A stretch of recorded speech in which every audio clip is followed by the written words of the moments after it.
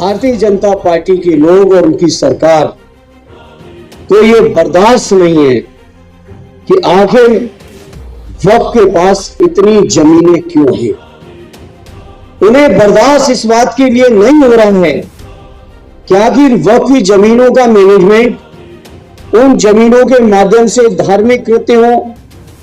शिक्षा के लिए काम कर रहे हो, मदरसे चला रहे हो, मस्जिदें हो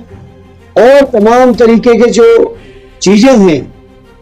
उनको लेकर जो मुस्लिम भाई लोग अपने तरीके से काम कर रहे हैं, ये बात भारतीय जनता पार्टी के लोगों को बर्दाश्त नहीं। इसलिए आज मैं इस मौके पर कहना चाहता हूं, अपने नेता आदरणीय अखिलेश यादव जी की ओर से कहना चाहता हूं, यहां उपस्थित सभी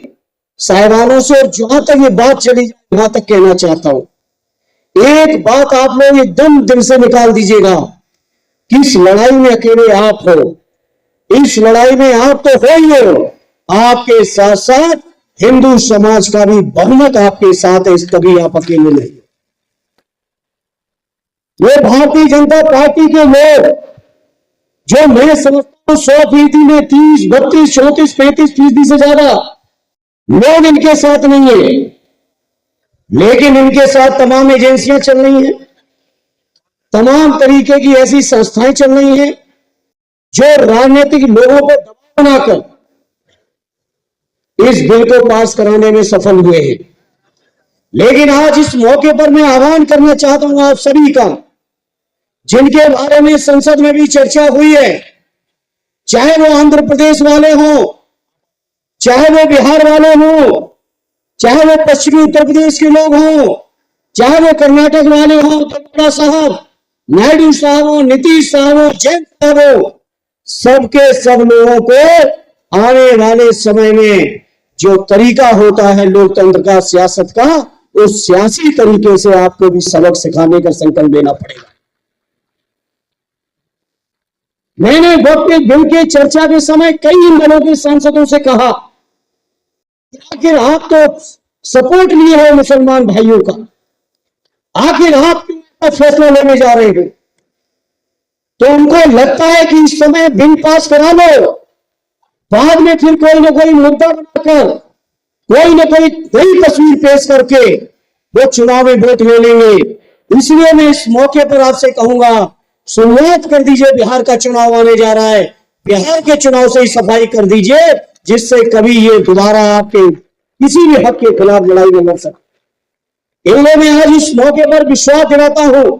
all India Muslim personal law board के सभी पदाधिकारियों का, और मैं समझता हूं मौलाना कलमी साहब ने चर्चा की कि पूरे देश की तमाम तंजीमें आज मुस्लिम पर्सनल लॉ बोर्ड के बैनर्स के साथ खड़ी हुई है। मैं अपनी ओर से, अपनी समाजवादी पार्टी की ओर से,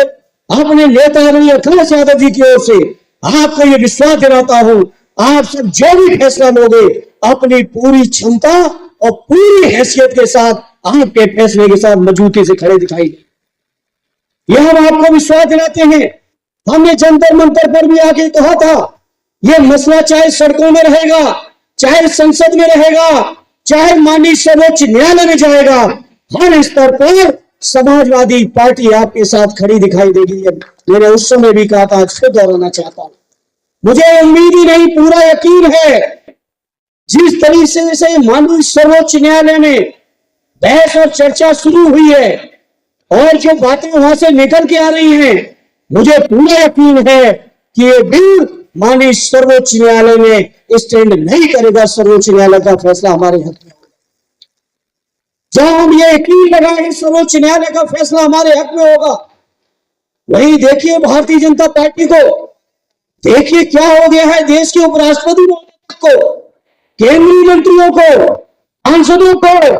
वो लगातार इस तरह की बातें की कि माननीय न्यायालय के मुख्य न्यायाधीश इस बात के लिए जिम्मेदार होंगे कि देश के अंदर ग्रहित हो जाएगा, इस स्तर तक की बातें करते हैं। तो आज में कल 2 दिन पहले एक रिपोर्ट आई है,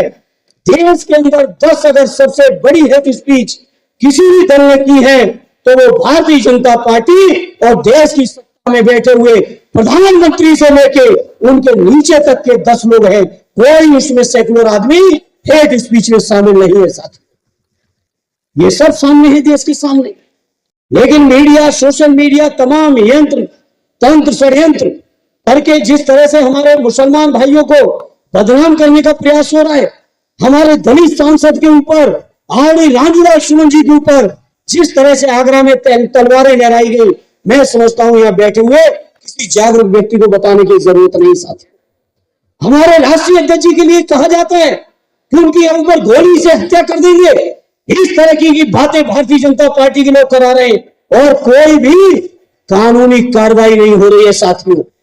इन्हें आज मैं कहना चाहता हूं, मौलाना कलवे साहब ने चर्चा की लखनऊ उत्तर प्रदेश की। मैं समझता हूं आज पूरे उत्तर प्रदेश के अंदर जब ये लोकसभा से पास भी नहीं हुआ था, उससे पहले से ही तमाम मस्जिदों के सर्वे करना शुरू कर दिए गए थे। पहले पास होने से पहले इन्हें बीजेपी के लोग, उत्तर प्रदेश विशेषकर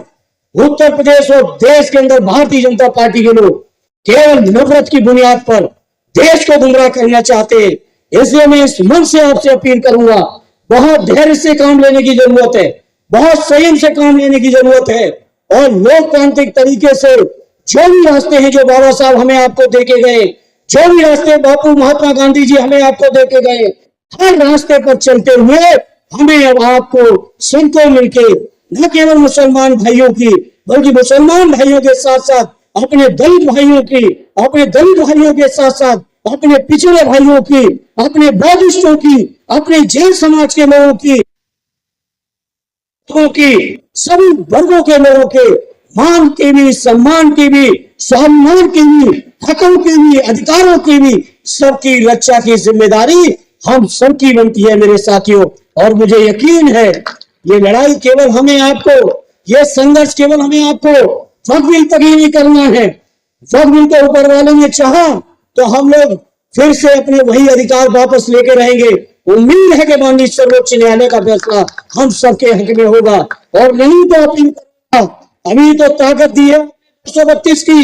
हालांकि 240 तक जा सकते थे। कुछ साथी अनुपस्थित थे, मैं पूरे मंच को बताना चाहता हूं, कुछ साथी थे तो कोई बीमारी कारण किन्हीं कारणों से 240 तक लगभग पहुंच सकते थे। लेकिन हमें फक्र है आदरणीय अखिलेश यादव जी को मानने जानने वाले 37 के 37 सांसदों ने बहुत मजबूती के साथ इस बिल का विरोध किया है। साथियों, मुझे उम्मीद है आप सबकी दुआएं रहेंगी, आप सबका सहयोग रहेगा तो वो दिन भी दूर नहीं कि जरूरत के 272 का भी आंकड़ा पार करके न केवल वक्फ के सम्मान के लिए, न केवल वक्फ अधिकारों को लेने के लिए, बल्कि समाज के हर दबे कुचले, शोषित पीड़ित, जो उपेक्षित हैं, जो भारतीय जनता पार्टी से पीड़ित हैं, इन सबको न्याय दिलाने का काम हम सब लोग मिलकर करेंगे। ये मैं यकीन और विश्वास के साथ आपसे कह सकता हूं। इस शानदार मंच पर मुझे जंतर मंतर पर भी आपने बुलाया, मुझे आज भी दाल खटोरा के मंच पर आपने बोलने का मौका दिया, मैं उसके लिए अपनी ओर से शुक्रगुजार और शुक्रिया अदा करते हुए मैं आपको यकीन दिलाता हूं, आदरणीय अखिलेश यादव जी की ओर से यकीन दिलाता हूं कि आपकी हर लड़ाई में हम लोग साथ खड़े दिखाई देंगे। कभी कमजोरी हम लोगों की तरफ से आप नहीं पाओगे।